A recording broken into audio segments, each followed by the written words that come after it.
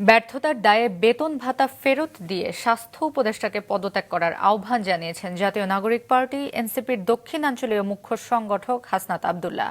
দুপুরে চাঁদপুর বাসস্ট্যান্ড এলাকায় দেশ গড়তে জুলাই পদযাত্রা কর্মসূচির এক পথসভায় একথা বলেন তিনি আরও বলেন, দলমত নির্বিশেষে ফ্যাসিবাদের বিরুদ্ধে অবস্থান নিতে হবে, ফ্যাসিবাদ বিরোধী শক্তিকে ঐক্যবদ্ধ থাকতে হবে।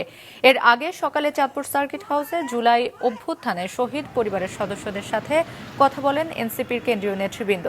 চাঁদপুরের পথসভার পর পদযাত্রাটি কুমিল্লার উদ্দেশ্যে রওনা হয়েছে।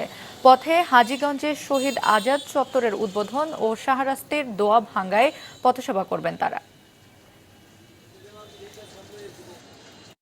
এই স্বাস্থ্য উপদেষ্টার অনীতিবিলম্বে এই জনগণের যে টাকা পয়সা উনি বেতন দিছে সেগুলো রাষ্ট্রকার কোষাগারে জমা দিয়ে ওনার অনীতিবিলম্বে পদত্যাগ করা উচিত।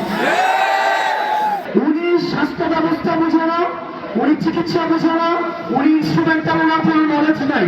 ওনার একমাত্র যোগ্যতা উনি গ্রামীণ ব্যাংকে ছিল এবং ডক্টর মোহাম্মদ ইউনূসের উনি হচ্ছে খুব কাছের মানুষ, এইটাই ওনার যোগ্যতা।